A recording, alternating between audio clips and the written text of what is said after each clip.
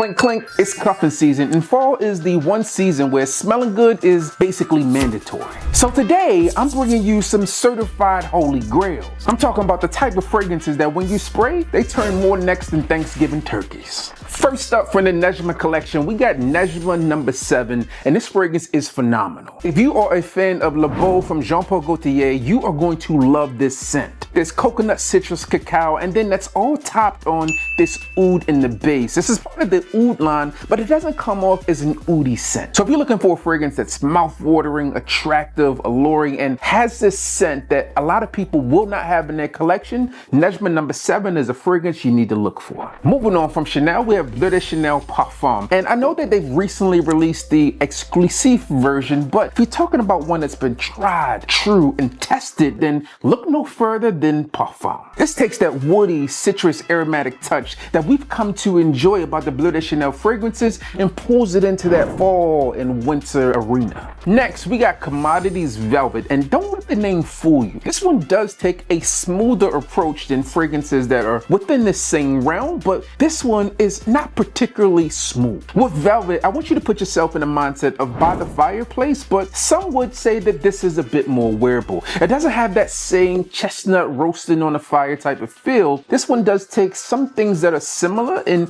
remixes it. Now, although I'm a bigger fan of By the Fireplace, I think that most people would find this a little bit more wearable as it does a few things different. Moving on from Initio, we have Rehab, and let me tell you, this is the first fragrance I had the opportunity and pleasure to experience from the brand, and they knocked this one out of the park. Now, Rehab is a part of their Hedonist collection, and it's a fragrance that is supposed to play in that sensual, alluring space, and let me tell you, this one does a phenomenal job. When thinking about this fragrance, consider it to be something like Spice Bomb Extreme, but higher quality. Plus, like Spice Bomb Extreme, this fragrance does extremely well in the seduction category. Plus, it's a compliment monster. To me, this fragrance comes off as unapologetically alluring, and I think that that's exactly what they were going for. The next holy grail for fall has seen quite a transformation since its release. This one comes from Byron Parfums, and this one is Mula Mula. Now, I remember when they first sent this to me, I thought they had sent me a brick. And I said, I know there's some street guys, but dang, they got it across the border. This one has been extremely dope nonetheless. See how I tied all that together? Now look, this is an oriental spicy fragrance, and this one has a ton of sweetness with this too. Now, but I will say this one will have some criticism from some people out there because it's not the most manly fragrance out there, but this fragrance does all the things you would want it to do. Attention grabbing? Yep. Compliment worthy? Yep. Long lasting? Of course. And does it smell good enough to eat? You're damn right. Look, this one starts off with some gourmand notes of caramel, peaches, strawberry, raspberry, and then it settles into something a little bit more spicy. And that comes on account of that ginger and pink pepper. But if you're looking for a fragrance that's going to last, then you gotta have a good base. And let me tell you, the base here is good. Think vanilla, musk, patchouli, oud, and the oud in the scent doesn't come off as pungent, aggressive, or in your face. I really feel that that just helps this fragrance be a bit grounded and just gives it a good platform to establish itself on. Now, Mula Mula and Baccarat Rouge 540 smell nothing alike, but if you enjoy BR 540, you'd likely enjoy this. Now look, I know we're talking Holy Grail fragrances, but let's not forget about the Holy Grail accessory. And today's video sponsors my friends over at Anson Belt & Buckle. These guys didn't just reinvent belts, they eliminated the single worst thing about it, those dumb tiny little holes. Instead, you get this micro adjustable track system that has this custom fit like the belt was made just for you. I'm serious, once you try these, regular belts feel like floppy disks, outdated and pointless. And the box set, well, it's like this fragrance discovery set, but for belts. Inside, 3 straps, 3 buckles. That gives you 9 different combinations. So, no matter if I'm rocking leather boots, suede loafers, or J's in a nice hoodie, I can match perfectly. Plus, they're like Denzel in American Gangster. They stand behind their product. Yes, Anson Belt & Buckle is back with a lifetime guarantee. So, click the link or scan the QR code and build your custom box set today. Oh, and because you're watching this video, Anson has decided to give you 2 bonus pieces. That's 1 additional buckle and 1 additional strap completely free. FREE. 50s!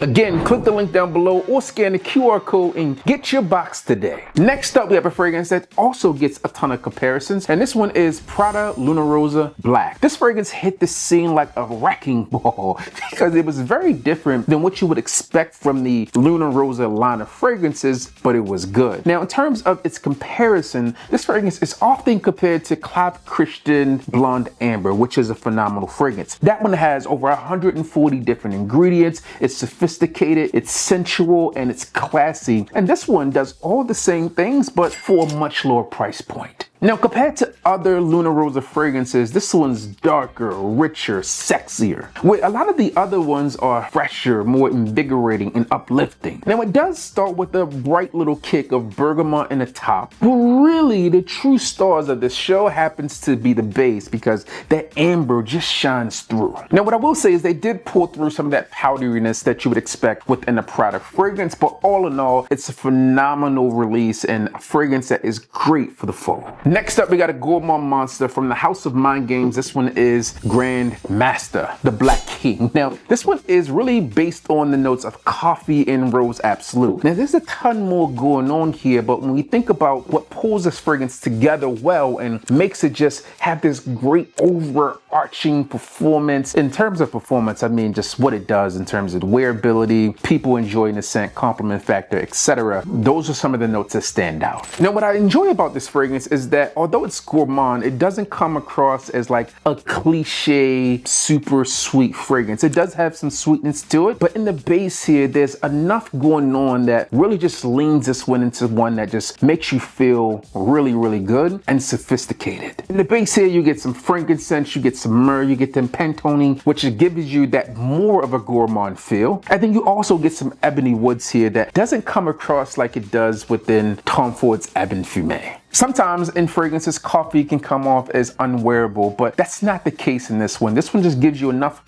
kick and pop to wake you up a bit and make you put your head up and chest out and be prepared to attack the day, or in this instance, the night. Moving on, we got a fragrance that has gotten some hate as of late, and I'm not sure why. This one is the Jazz Club from the House of Margiela. Now, this fragrance does everything you would want a fragrance of this type to do. It lasts, it performs, it gives you great compliment factor, it's easy going, and this fragrance is a staple in my collection when it comes down to fall scents. Now, this fragrance has tobacco leaf, rum, pink pepper, clary sage, you name it, it's within this fragrance. Now, what I will say about this scent is that if you are expecting a tobacco dominant scent, this isn't it. If you are expecting a uberly boozy fragrance, then this one isn't it. But what this fragrance does do is just gives you enough of the thought of those things to make you really feel like you've made a great decision. It's sensual and sexy and a compliment magnet. So this happens to be one of the more popular fragrances from the Maison Margiela lineup of fragrances. So if you're looking for something that adds a little razzle and dazzle to your day,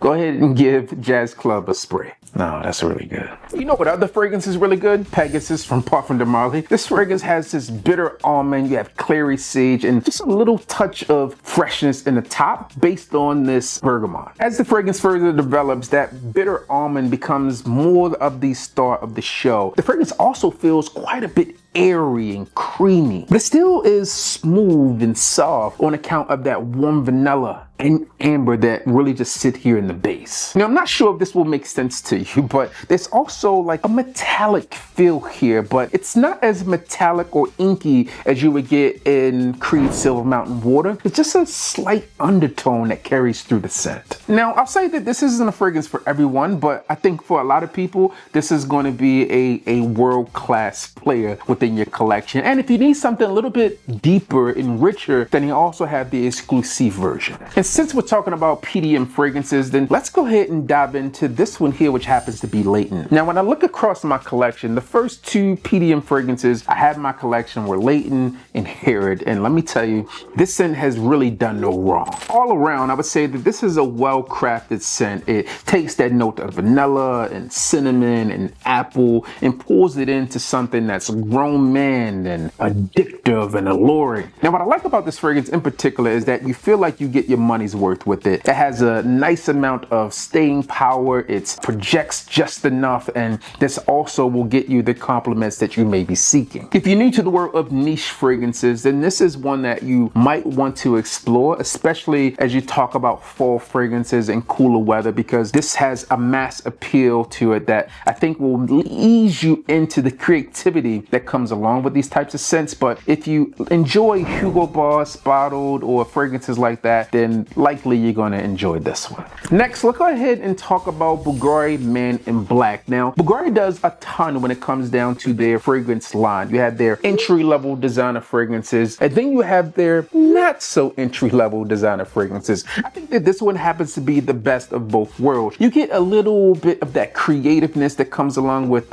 niche or exclusive fragrances, but you also get the benefit of the designer price point. This one in my mind puts me in the mindset of like Tom Ford Noir Extreme. It also puts me in the mind of a Spice Bomb Extreme, but this one takes a more mature approach to those, but still keeps it sexy. This fragrance is rich, it's warm, it screams luxury and class, and it also blends in tobacco, rum, leather, as well as some tonka bean and benzoin. So if you're looking for a fragrance that has a classy feel, that has a designer suit type of vibe, this is a fragrance that I would urge you to get your nose on, and it's a fall holy grail for those reasons. Now, let me tell you about Amore Cafe, and this is a fragrance that I said immediately yes to. So when I originally tried this fragrance, I just happened to get it from Scentbird, of all places, and when I got it, I immediately picked up 2 bottles, one for me, one for the missus. This fragrance has everything you would want a gourmand fragrance to have, and just adds a bit of sexy all on top. It's sweet, it's vanilla, it's coffee, and then it just adds a bit of that brown sugar, baby. Listen, when you spray this fragrance on, you just feel phenomenal. It's like everyone that you walk past just wants to get a whiff. You get a whiff, you get a whiff, you get a whiff.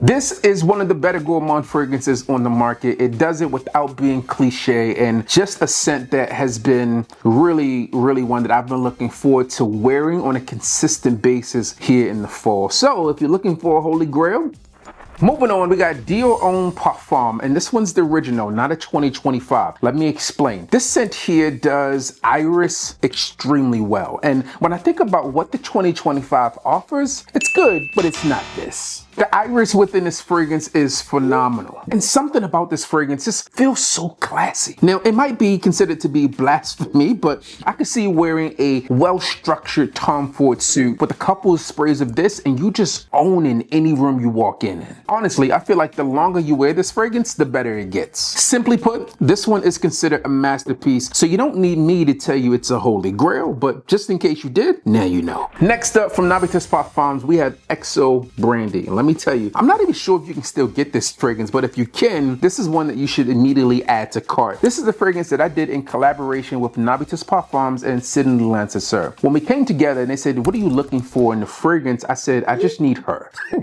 And I'll convey the message. And if you're a fan of fragrances like Old Fashioned, Straight to Heaven, or Straight to Heaven Extreme, then you're going to enjoy this scent. On first spray of this fragrance, you're going to get this subtle sweetness, and then you also begin to get a bit of bitterness. And then the bitterness here is on account of just a couple of things. There's some Davana and almond within this fragrance, and then that sweetness comes on account of the dates. It's sweet, but it doesn't smell syrupy sweet. And then as this fragrance progresses, you begin to get some of that brandy. You also get some of that coffee and heliotrope and cedar that's poured through. Now, the brandy in this fragrance is not like apple brandy, and it's not one that you're going to get drunk on, but it does pull through some of that oak that the brandy might have been casted in. And then finally, as this fragrance begins to really hit its stride, you get some of that sweetness pulled in from the base because it's pulled through from each level of the scent. In the base, you get some of that Toulouse balsam that has that amber type of feel, and then you also get some of that sugar cane, so that just double dose adds in, and really it makes it a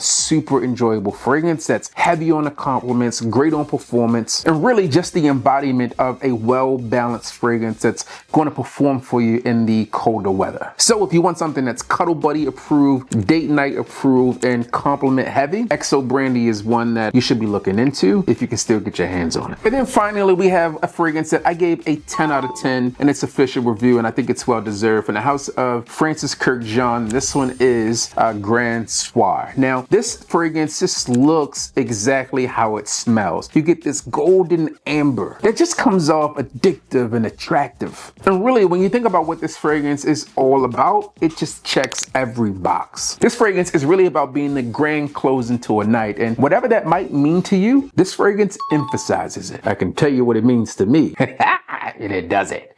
Now, what I think is interesting about Grand Soir is that it's not the most popular fragrance from MFK, but it's arguably the best fragrance from MFK. And I think that really stands between BR540, Oud Satin Mood, and Grand Soir. At any rate, it just depends on what you like. Different strokes for different folks. And you spray this for knowing, you might get a couple more in. If you are looking for a vanilla fragrance that's not cliche, that has a bit of backbone to the scent, this is one of those scents you should be trying. Now, Grand Soir does come off as slightly gourmandish, but it does do that in the MFK way. And I say that to say it's classy, it's high value, and a little old money-ish. Now, this is the fragrance that I would feel confident in dressing up, but I don't feel like you should dress it down too much. If you're business casual, you could rock this one, but I don't think that this is best suited for streetwear. I mean, I guess you could do what you want, but I don't feel like it's going to give you all it has to offer in that scenario. At any rate, it's vanilla resinous balm that just works and